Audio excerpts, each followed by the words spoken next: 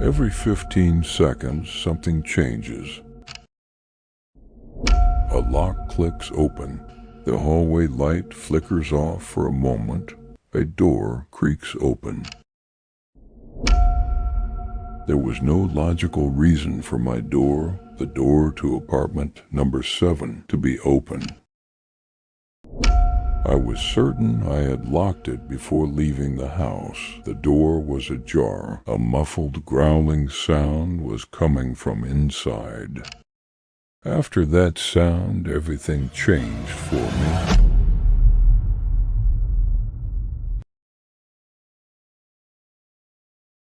My name is Ethan Cole. I'm 32 years old, a freelance copywriter, and I work the night shift.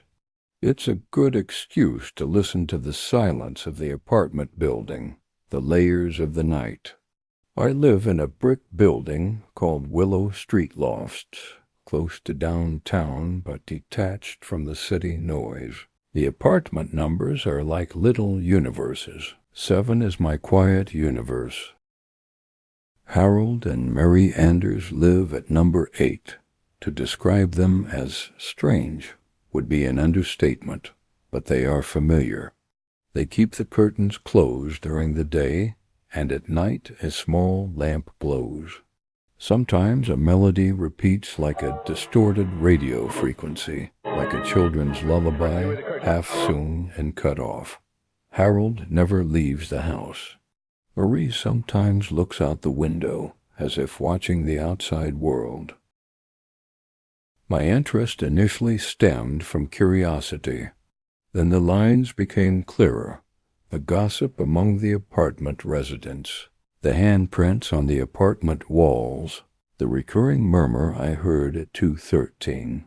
The neighbors dismissed it as the old couple.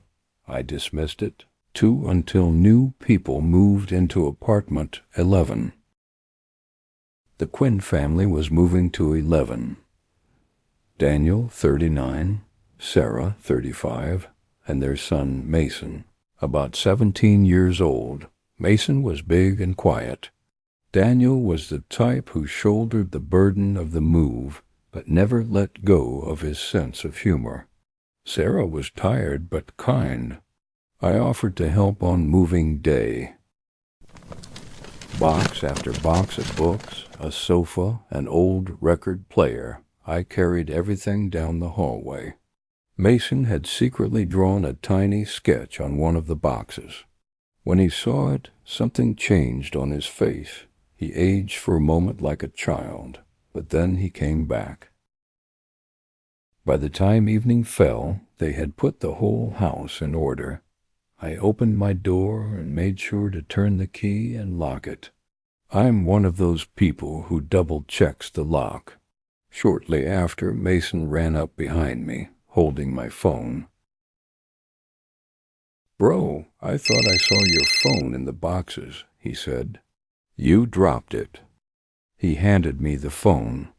As I thanked him, he drifted toward the door I had just locked. For the first time, a real chill ran through me. I knew I had locked it. "I locked it," I said. But before I could finish the sentence, Mason looked at me, as if something had whispered through that crack. "Did you open it?" he asked. His voice didn't tremble, but there was a shadow in his eye. I reached for the door, slipped my finger under the edge, and opened it slightly. A sound came from inside, a hissing, breath-like, outright wheezing. Then that shadow appeared absolute magnitude, wrong scale. It seemed to stretch all the way to the ceiling, cream-colored, its fur dirty, its chest bulging, its teeth clenched, countless small, irregular pieces. It seemed to have no eyes, just 2 black pits. The wheezing stopped abruptly. The creature saw me and lunged forward. I slammed the paper over his face. "Run!" I yelled.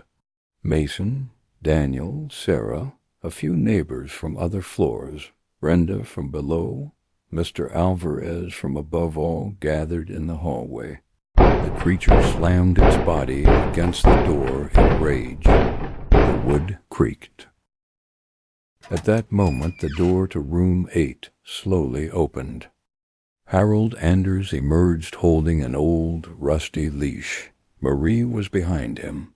Her face wore a strange, unsettling happiness. Harold's hands were trembling. "He's escaped again," said Harold, his voice rough but clear. "Little Frank has escaped." Harold grabbed the leash and threw it over the threshold. The leash smelled of dried leather. The creature's growling stopped abruptly. It was as if it had heard a familiar voice. For a moment the growling turned into a child's murmur. Harold spoke. "We've been taking care of him for years. He gets cranky when he's hungry. We call him Frank. He used to be our son." The words spread through the hallway like a cold weight. The police were called. Frank didn't come out of the apartment. When they arrived in the morning, the police entered the apartments, but neither Harold, Marie, nor Frank were there. There was no trace, no evidence left behind. Only a sentence written in blood on the wall of Ethan's apartment. "You left my son hungry." That morning, the apartment gossip grew big enough to fill the newspapers for a week. The Quinns wanted to stay 2 more days and then leave town. I could do nothing but dwell on what I had experienced that night, locking my own door over and over, closing the curtains tightly. It's been a week. My routine was shattered. My work was suffering. I was losing my health. What was happening was wreaking havoc on my mental state. I couldn't make sense of it all.